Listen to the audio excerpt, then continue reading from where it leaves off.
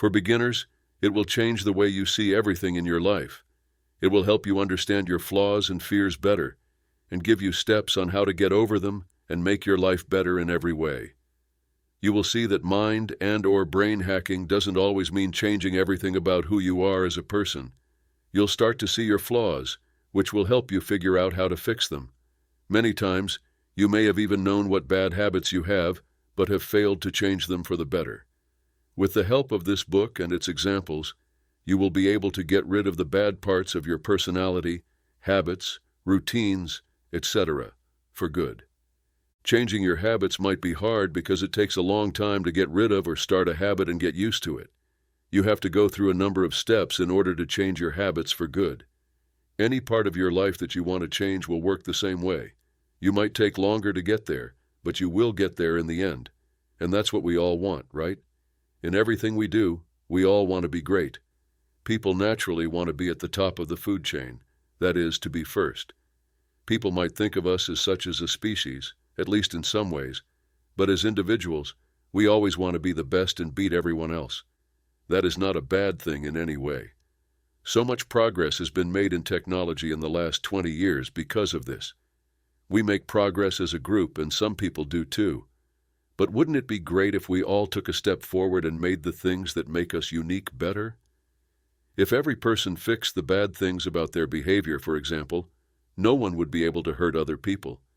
In this way, bad habits might go away completely, similar to how shots are meant to get rid of certain diseases. I know this sounds way too good to be true, but the world would be a much better place if everyone gave up at least one bad habit.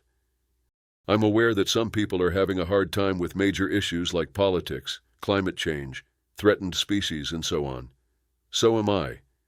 I keep telling myself that I'm not small enough to help stop any of those risks. Unanimity among people in the same place with the same point of view and with the same goal is needed to solve these kinds of problems.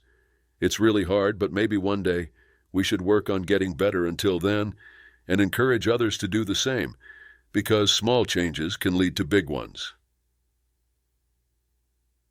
Part 1. What does mind hacking really mean? If you don't know what mind and brain hacking is, it might sound very interesting. One might think that secret services around the world can hack into your mind or brain to see what you know, what you're thinking, what you want, etc. That's what I thought first when someone brought this up a long time ago. That made me think for a couple of weeks about whether there was really something made that could let people actually hack into our brains and thoughts. During this time, I also did some study and learned that the term doesn't actually mean hacking done by someone else, but rather an idea that helps people change for the better. One way to change bad habits is to hack the mind. People all over the world make a lot of mistakes and have bad habits every day. For some people, those bad habits are very important to their health. They might make their situation worse if they keep living the way they are. These bad habits are often a result of the way a person lives, and they can be easily identified as an addiction to drugs, booze, shopping, or other things. Some people, on the other hand, just have small habits that get in the way of how well they do during the day. There may be some small problems with how they act, speak, or think. Anyway, everyone should try to break their bad habits, no matter how big or small they are, and become a better person. Now, I know that a lot of people, including myself, don't see the bad things about ourselves at first. Some of our bad habits are hidden from us, or we don't want to be seen. Naturally, people are selfish, and we tend to love ourselves so much that we don't see anything bad or unpleasant unless we know what we're looking for.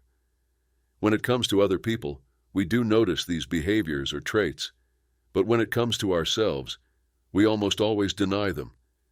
Most likely, our ego is what keeps us from admitting that we have a bad side. Not everyone is ready to change, though. Some people know all of that and are okay with it. I believe this is true for a lot of people who smoke, drink, or do drugs. These people know that the things they are eating are bad for them, but they enjoy the experience too much to stop. After that, they keep telling themselves that doing that is okay and that they are in charge of how much they take in and can stop whenever they want to. But the truth is a little different. They may be able to control how much they eat sometimes, but most of the time they eat a lot more than they should, and their health is showing the effects. This is when it starts to scare them and the people around them. Then they'll try to make it better, and some will be able to. Some people will try to change, but most will not know what to do. They will get stuck in a bad loop and end up back where they started. Everyone has met someone who smokes a lot at least once in their life, and maybe more than once. But at least once, that person has chosen to stop smoking.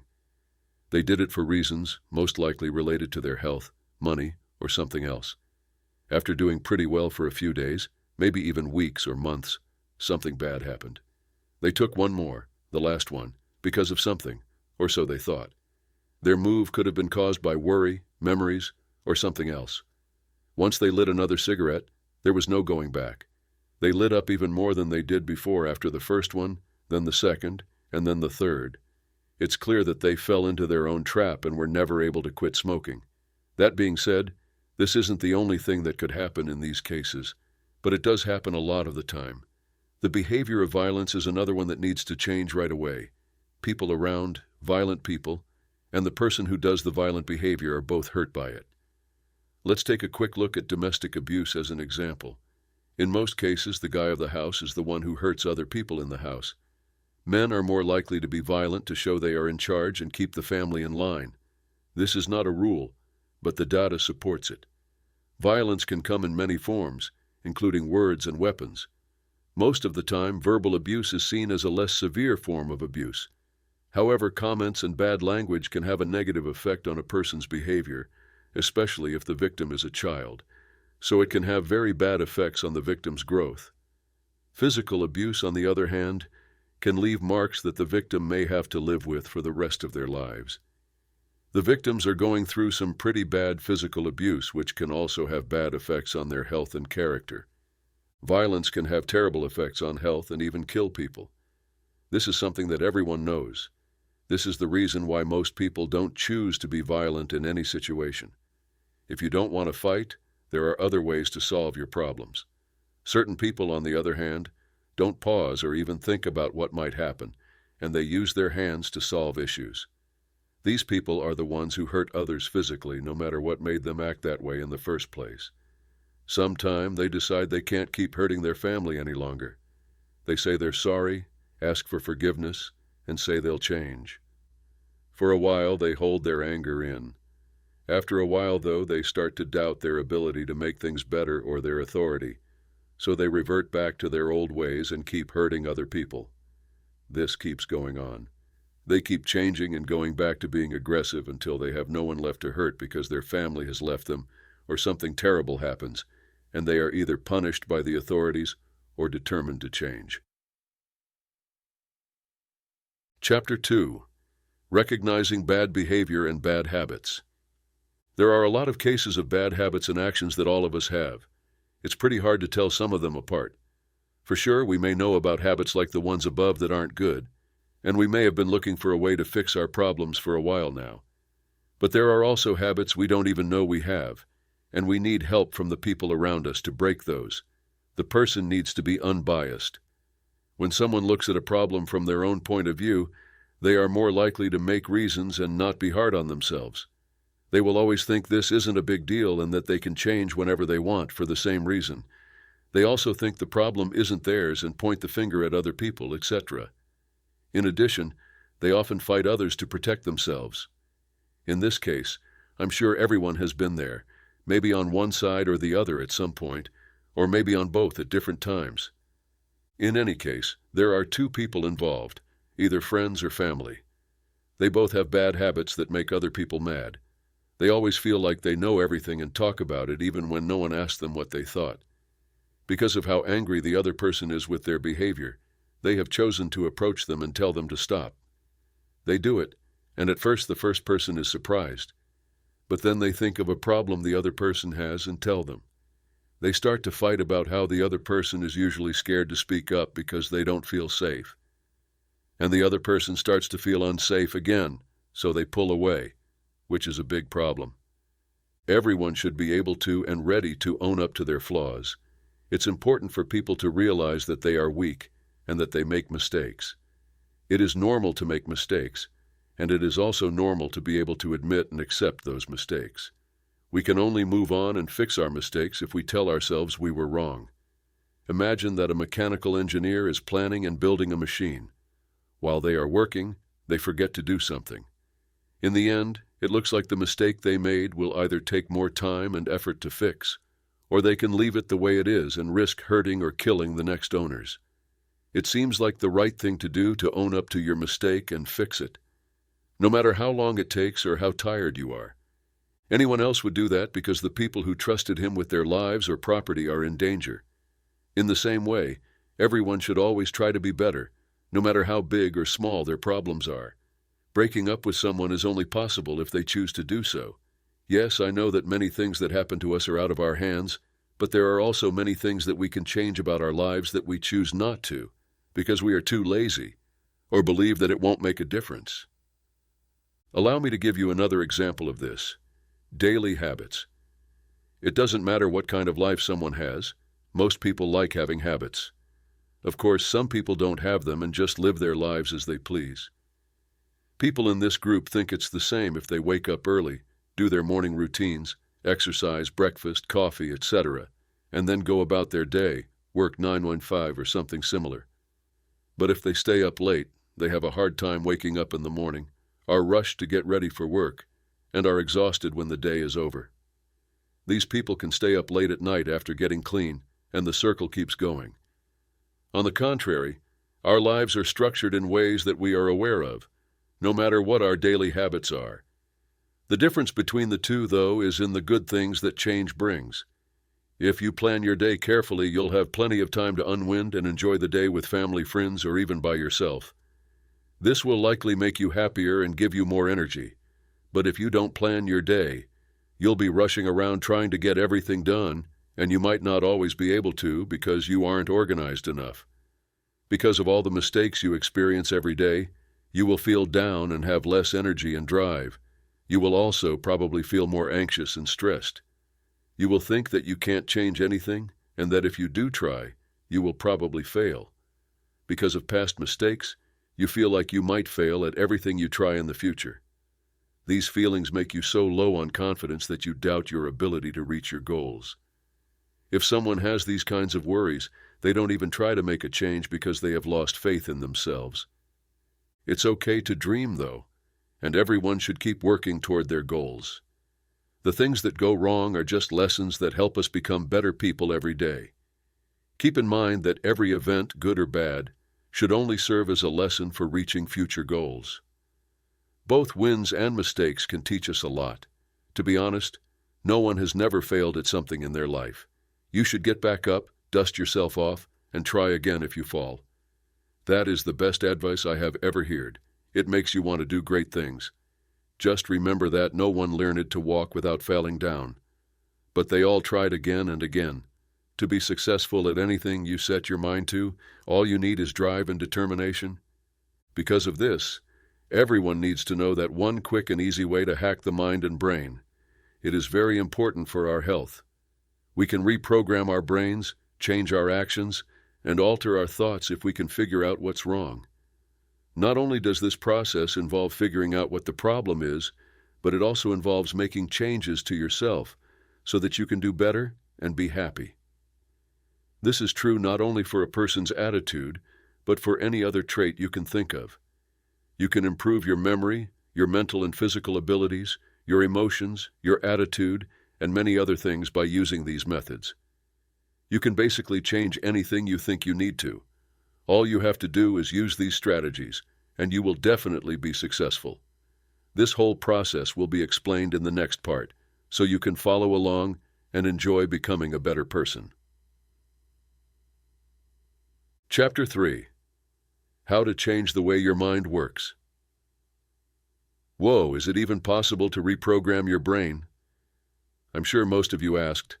We'll get to that, I promise. You should now be aware that it is possible to hack into someone's mind and reprogram it, but the question is how. The answer is on the next few pages. Of course, the first thing you need to do to reprogram your mind is to realize that it exists and know how it works. It is very important to understand that our minds live together inside us.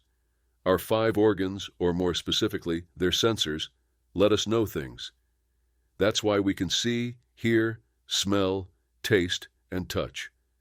The sense sensors pick up all of that information, which then makes its way through the brain's complex network of neurons. An amazing and mind-blowing thing happens in our brains. The information we take in is turned into messages that are sent to different parts of the brain to be processed. After that, the brain tells the nerves to do something. Of course, this is a very simplified form of the process. In reality, even simple things like drinking water have a lot of steps that we don't even notice. As we look at this example, our brains would first tell us that we are thirsty. Next, we would need to see where the waiter and glass are that we are supposed to drink from.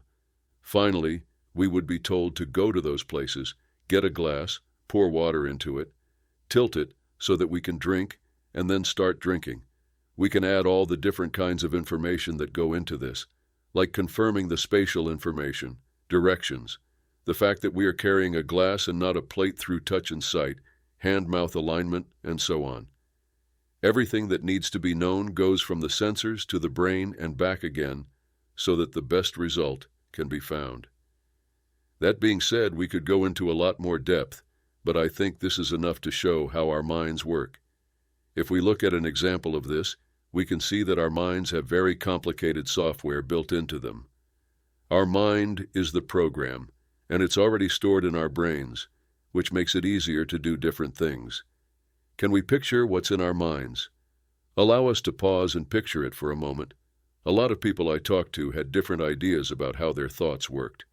Some of them said it was bright, smelled good, and was clean. Some people would say that their mind is also bright and a mess. There are also people who will say that their state of mind is neat, clean, organized, and so on. There are different ideas about it among most people, which is fine. We are all unique, right? We have different minds and think and act in different ways. Doesn't that mean our minds are also different? That's what I would say. It all starts in our thoughts, where both good and bad ideas come from. We can choose what to do there because we have power over the software and can design it however we want. On the other hand, most of the time, other people shape us as we grow up. We look up to the people in our lives, especially our parents and relatives. They make us proud, and we hope to be like them when we grow up. That affects a lot of the decisions we make as kids. That's especially true if the parents are too strict and protective. Kids want to please their parents, so they pick things they know or think their parents will like. When we are teenagers, that changes, and then our friends or famous people become our role models. Even though we don't look up to our parents anymore, we still want to fit in with our friends in society, so we do what everyone else does. At every stage of our lives, we will always try to make other people happy. Of course, this isn't always the case. Some people do what they want with their lives and love every part of it. Now, in order to take charge of your mind and reprogram it, you must first be aware of it and then examine it. If you're cerebral, you'll look at something like a TV show, movie, or game, and see all the different parts that come together to make it a whole. After a short time, if you like it, you'll stop studying and become more interested in the story itself, rather than how it is told. Therefore, you will be able to recognize your mind by the way it looks. However, while you are making a choice or any other action, you will lose sight of your mind and become focused on the new situation. You can't concentrate on how your mind works because of all the things that happen to you and around you. To sum up, the first step is to keep your mind in check. This is what you will do. Keep track of everything. You can keep track of your brain in the same way that you can imagine it. I know, it sounds a little strange. As many times as you can during the day, try to ask yourself, what is my mind doing right now? You can keep track of everything you notice over time by making a notebook. You will become more aware of the things that your mind does and the thoughts that it sends. You will train your mind to be aware of and understand what is going on inside it. You'll have a better picture of your mind, which is very important for studying it, and finally, hacking and reprogramming it, which is our goal. Sometimes we might be aware of our minds while we're doing a simple, regular task that doesn't take a lot of thought or mental work. You can do anything by yourself, like do jobs around the house, go shopping, or go for a walk. When doing these kinds of things, you don't think about how you're going to do what you set out to do. For example, when you wash the dishes, you just do it. Then you'll be able to see your mind at work. If you're having problems, you'll notice that it keeps whining. And you may be asking yourself things like, why did you do that? What do you need to do? What will you do next? If you don't have any big problems, on the other hand, it might bring back memories of good times or funny things that happened a long time ago. You'll be even more at ease and enjoy the good times even more. You can train your mind to be either your friend or your enemy, as you can see. Of course, we all want it to be our best friend, but first we need to make it a friend. One of the scientists I read about had schizophrenia, but his life story was very interesting. Before that, he had a lot of success and his studies looked very good. But once other people found out about his illness, it was already said that he wouldn't be able to help.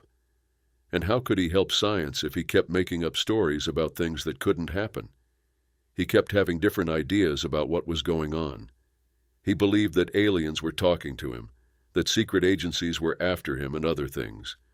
But this smart man did make a difference in science, not just in his own area but in many others as well, because he fought the sickness better than anyone else. He kept calling those ideas what they were, cutting them off from reality. After he did that, he was able to continue to do regular things without his mind getting in the way with lies. We want to get inside our thoughts and learn how they work, so that we can change them. But access is very limited. You will probably go through a time where you can see what's going on in the mind, but before you know it, you'll be out and only see the content of the mind and not the process itself. You'll learn to spot these things and go with the flow of them. You will learn to guess what will happen next, when the mind is likely to show up, etc., through this process. A new study shows that this kind of exercise and learning to control your mind are both very good for you. It might help you keep your mind on what's important instead of having it wander to things that don't matter at all. The study's main goal was to give people more power over their mental processes. People were told to pay attention to something and keep their minds on it. They were told to focus on the target again as soon as it went off track. This has been shown to help them pay attention for much longer.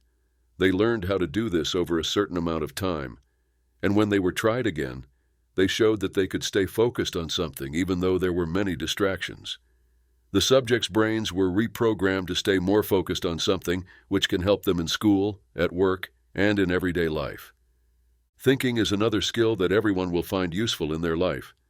Of course, we need to think about things if we want to make our lives better, and we need to think about things all the time when we have to make decisions. There are options, and we need to think about them and choose. It helps us finish any projects we start and make our lives better when we think about them. Being able to think about thinking is even more important and better for our progress. Meta-thinking is a fancy word for thinking after thinking. As it is translated literally, it means to think ahead. In this game, too, you know what will happen if I move this person to this spot. Will the other player see? Because of that move, will they attack me? What am I going to lose, gain, etc.? There are many reasons why you need to plan ahead. You could still think of it in terms of games, but planning ahead is important for getting things done in real life. You might want to start your own company. The first thing that makes sense is that you should think about what kind of business you want to run. After you know that, you need to test your market because there's no point in spending time and money on something that no one does not want. This doesn't have to be about selling real things or getting items. This could have something to do with the services you want to give, like translation, accounting, marketing, and so on. You need to know who's out there. It will be much harder to find customers if the business you want to start is already very busy with other people. If you want to work on something different that everyone will like. On the other hand, you will probably get more people and have a better start with your new business. You will also have to look into the sources, possible buyers, marketing plans, and other things. All of this is ahead of time planning and thinking that helps you achieve. In the same way, a president doesn't drop a nuclear bomb on another country just because they don't like that country's ruler. If they do that for no good reason, they will probably start a war that will kill a lot of people in their country. But if they think about it ahead of time, they will know that it could make their own country less stable. Because of this, they are likely to choose more peaceful ways to solve their problems with that country. The ability to think about how we think is important for many reasons, including being able to guess what might happen when we do certain things. This is a skill that most people have naturally, and they use it to guide their decisions.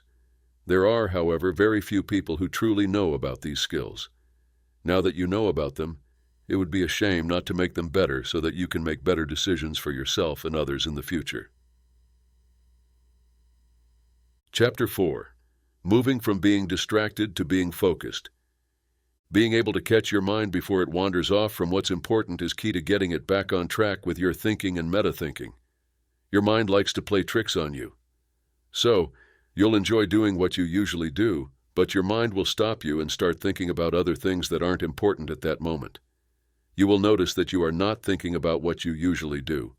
Instead, you are thinking about something that has nothing to do with this. That's where you need to be able to steer it back on track and keep your eye on the main problem. The lack of attention is another thing that takes our attention away from our main goals. This doesn't mean you can't concentrate on anything, but it does mean that other things get in the way of your work quickly. Things like technology and social media play a big role in our lives. We can't picture our lives without it.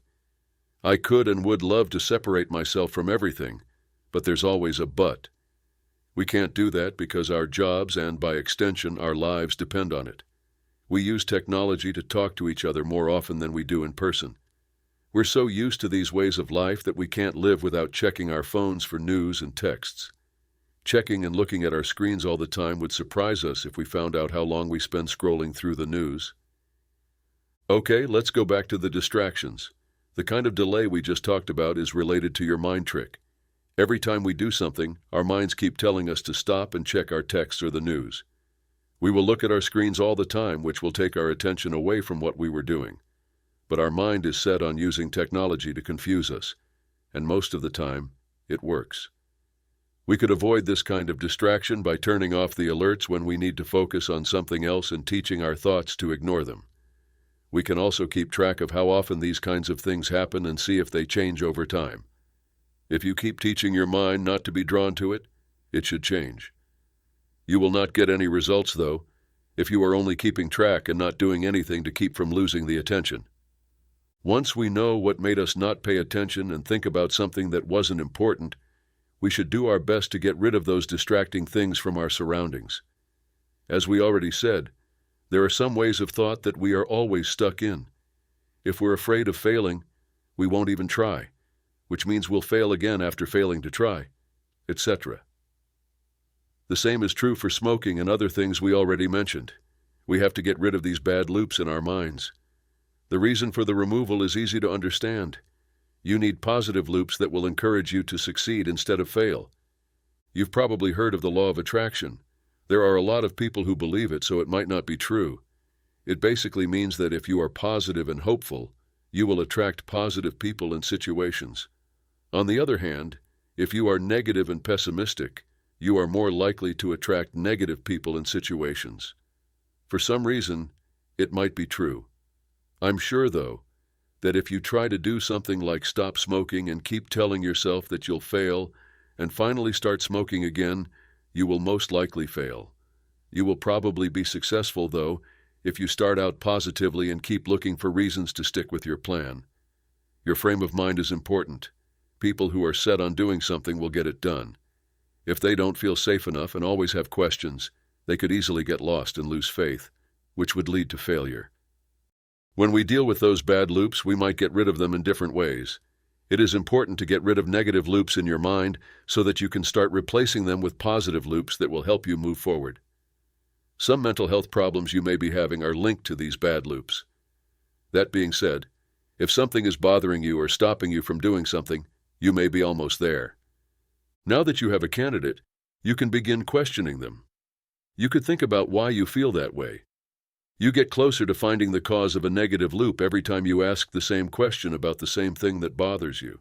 You can say, okay, I know I'm afraid of heights because I hurt my knee when I was a child when I fell from a tree. I didn't know I was in danger, but now I know how to take care of myself. This is just an example. We can even see how to change a negative loop into a positive one here. These kinds of methods will help us figure out why some of our problems happen the way they do. We can start getting rid of our problems once we know what makes them happen. What is the worst thing that could happen to you is another way to break out of negative thought cycles. You can even make up the worst possible scenario to help yourself see how silly your fear really is. You can always take a different method besides that one. When you're feeling stressed, ask yourself, what would you tell a friend in that situation? What would you think if someone else was going through the same things you are? Forget about the fact that you are in this situation and think clearly about what you could do to help someone else who is having the same issues. These steps can be kept track of in the same way that the other steps have been. Next, to hack your mind, you need to give it room and time to think of new ideas. To think of new things, you need to stimulate your mind. It's amazing how many new things have been found by just thinking about an event and coming up with different theories and ways to solve it.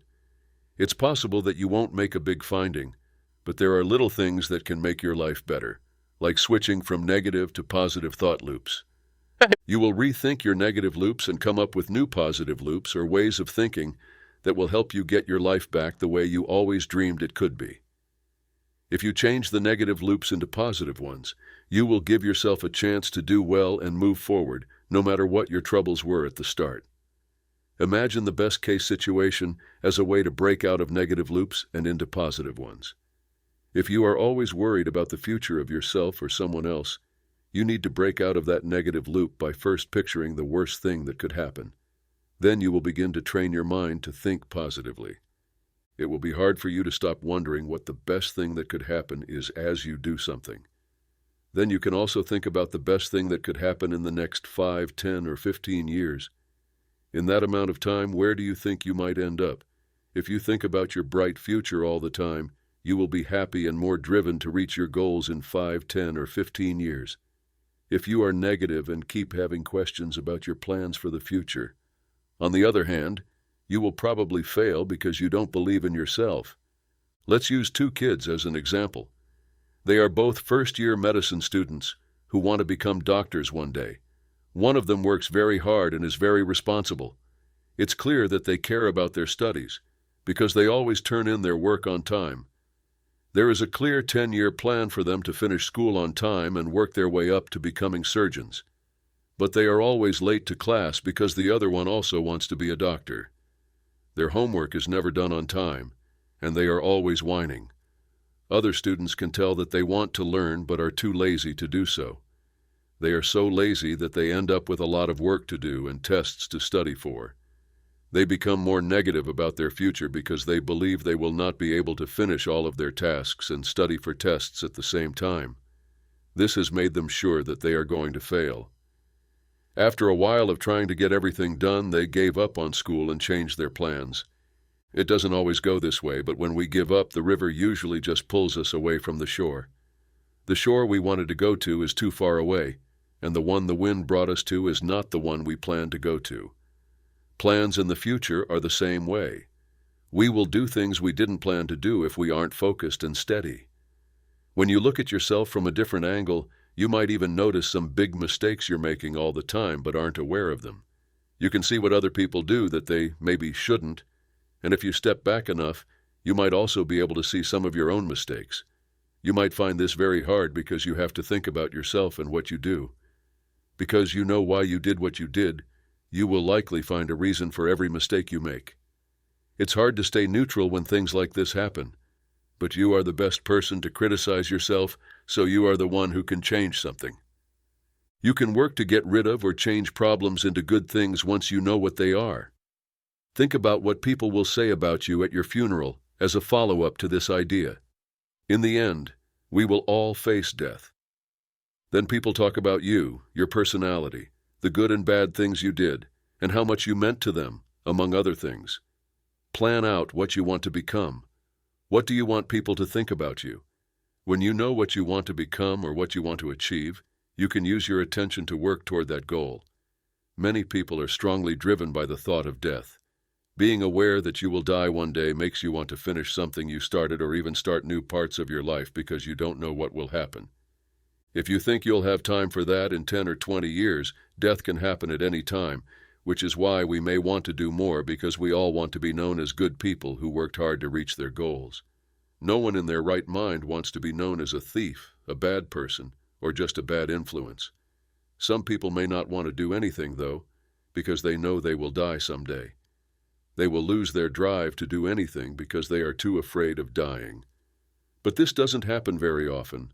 Most of the time, these people have worry or sadness. This means they need to talk to a mental health worker and figure out what is making them afraid and making them think negatively. They can start to think more positively after they say all of that. They can think about living longer than they thought possible, and they can push their minds to think about what they can do before it happens instead of just imagining it. In order to reprogram your mind, you can hack it in this way. You figure out why you're having negative feelings, change them to positive ones, and then keep the new change going. This is an easy plan that you should always follow. It can be used in many situations. Let me give you an example. Sue is someone who doesn't like to complain about an order they got. Sometimes it's hard for her to say no. She got hot chicken wings with her friends when they went out. She finally got her food after a while, but it was cold and the wing's skin was mushy. Even though she didn't like the dish, she didn't call the chef to return it because she wasn't used to complaining, even if she had a good reason. She ate a little and said she wasn't hungry instead. When her friend tried the food, she told her right away that she should have sent it back. Now she knew she had to change because of this and many other things that had happened to her. It would be terrible for her if she kept acting this way. People she knew told her to stand up for herself and get what she thought was right. Sue then thought about why she was acting that way. She realized that her family was always telling her she didn't deserve anything good, so she fixed in her mind that she should be happy with whatever she gets. Besides that, she was afraid of being embarrassed and rejected, which made her not want to worry about anything. Now that she knew that, she began to enjoy the good things in her life, like her friends, hobbies, and so on. She learned that a lot of people liked her, and that she was worth a lot more than she thought. So, she chose to start sticking up for herself. To do this, she would get her friends to help her practice as much as possible. They came up with a list of activities that would help her get over her fear. She also wrote a note to herself to tell her that she is important and deserves the best in life, just like everyone else. It makes her feel better every time she reads the note. After some time, she went back to the restaurant where she thought she had placed her order incorrectly. There, she asked for the correct food and brought back the incorrect one. The server takes the plate and brings her a food that was just made. Sue felt good and like she had accomplished something.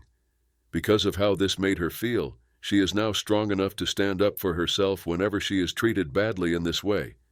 Her mind has been changed to believe that she deserves what she wants, not what other people get her. You can use this example or any others that work for you no matter what your problem is. You need to look into it, figure out what's causing it, come up with a good answer, and put it into action. Writing something down can help you. Please write a note to yourself. This will serve as a foundation for changing your mind. If you're not sure, look at the note again. Changing bad habits into better ones is the best way to get rid of them. If you're like me, you wake up late every morning. I'd love to be able to get up early while the kids are still asleep and get most of my work done then. I always fall asleep after midnight, so I can't get up early and get a good night's sleep. So, I've chosen to lay down earlier and set my alarm for earlier as well. To begin, I set my alarm for 30 minutes before I normally wake up. Also, I went to bed late. This was how I went to bed for a few days, and then I moved back for another 30 minutes. After doing this a few times, I now make sure I get to bed before midnight. I get up a lot earlier now, too. I haven't reached my goal yet, but I'm on the right track. For this reason, my mind would always tell me of how little time I would have to sleep if I went to bed as usual and woke up early. My mind would keep telling me that I wouldn't get enough sleep, so I would probably have a headache and be unhappy all day. In this way, I've changed the habits I've had for years by reprogramming my mind. I slowly broke the habit I had. I changed my schedule to one that works better, and it's great. I've already told you that you need to change your mind and set new rules. Watch out for your mind and keep it in check. In order to hack and reprogram your mind, you will need to keep an eye on it and shift your point of view. To successfully reprogram your mind, you need to keep an eye on it, recognize problems and negative thought patterns, figure out why they happen, change them into positive thought patterns and behaviors, and then stick with the changes until they become a normal part of your life. Brain Hacking Exposed is the 5th chapter. Yes, I know what it sounds like. This isn't about aliens, even though it sounds a lot like something aliens might do. But there aren't any aliens, right? As for changing and rewriting your brain, there is a way to do it. Brain hacking is not the same as mind hacking, but the same method can be used. Do you know what happens to people who have had a brain stroke? It's possible for these people to lose their ability to talk, walk, remember things, and so on. The basic steps for their healing are to find the troublesome area and, if it's something that can be retrained, to start physical therapy. These people have to learn how to walk, talk, and do other things all over again. My old language teacher had a stroke that made it impossible for him to talk. Now he has learned how to talk all over again, starting with how to say words, put together sentences, and so on. Isn't that funny? The teacher of a language has to learn it all over again. Anyhow, you can use the same retraining method to make any part of your brain better. Let's say you like to think things through and want to get better at being creative, because you met a girl who is very talented and you like her, but you don't know much about art or the creative process in general. You need to think outside the box if you want to talk to her. There are many ways to do this. Try writing or painting. Those are the easiest. Brainstorming for story ideas is necessary before writing an original story. You'll get a pen and paper and start making notes about what you want your story to be about. During that time, you can think about the characters, the setting, place and time, other stories that are connected to the main one, and so on. Reading and learning can help you learn how to write, but writing is something you have to do for yourself to get better at it. You need to try out different ways of drawing and painting to find the ones that work best for you. Kids can also draw with adult books. These will give you time to relax, think, and let your brain wander whenever you need it. On the other hand, this is also a good way to get better at organizing. Once you know what works for you, put it into practice in your daily life. The same is true for ways to remember things. A remembering method can help you learn something that you are having trouble with. You just need to figure out what works best for you to get better at learning. I know I learn best when I can see and hear things. That means I can learn something by watching or listening, and this way of learning has worked better than others many times. Reading doesn't bother me when I'm trying to learn, but listening to someone talk or even watching a show about something on TV is much easier for me. That makes it much easier for me to learn. Some people like to read or learn with mnemonics. When it comes to learning, everyone has their own style. So, half of the work is already done if you know what your method is, and once you know what works best for you, you can use your favorite way to learn to improve your skills. There are also ways to hack our mind and get better at critical and rational thinking. A lot of puzzles and riddles can be found both online and in print. You are welcome to dive into the ocean of questions, but remember to keep your head clear. Some of these problems have easy, reasonable answers, while others are more difficult and complicated. In the second case, you need to think outside the box and come up with an answer that doesn't make sense at first, but will make a lot more sense when you put all the other pieces together. We can think more logically when we do things like this, and the more you do them, the better you'll be able to think about things before you start solving the puzzle. Sometimes you have to find a bunch of hints in a room to get the key and get out of it. This is like strategy games. This idea is called escape the room or escape the house, and you can play it online as a game or in some places in real rooms that are just for that reason. These kinds of puzzles are meant to be fun, but if you do solve them, you will improve your ability to think critically and rationally. On the other hand, things like book clubs could be done to improve the ability to think clearly. If you join one, you will read a book together and then talk about different issues and problems that are covered in the book, such as personal, social, psychological, and so on. In general, you can get better, which means you can hack into your own brain. I already told you that all you have to do is figure out what part of your brain needs new software and then install it. Even if it gets hard at times, you have to keep going and you will achieve. You should feel more sure about getting rid of your bad habits and changing them into good ones now that you've read the whole book on how to hack and reprogram your mind and brain. To do this, you need to follow a set of steps that you should change to fit your own wants and issues. Before you can hack your mind, you need to know how it works. You should write down all the times your mind gets in the way of your tasks every day. That way, you'll be able to guess when it will happen. A person may often have trouble focusing on one thing for a long time. To fix this, you need to learn how to keep your attention for longer amounts of time and how to return to the main point of your attention, even when your mind wanders to something else. There are several steps you can take to stop doing bad things and start doing good things instead. First, you'll figure out what the problem or bad behavior is and why it's happening. To do this, you need to figure out the negative thought patterns that come up every time you are in a tough position. After that, you'll think about what makes you feel bad and realize that you may be overdoing.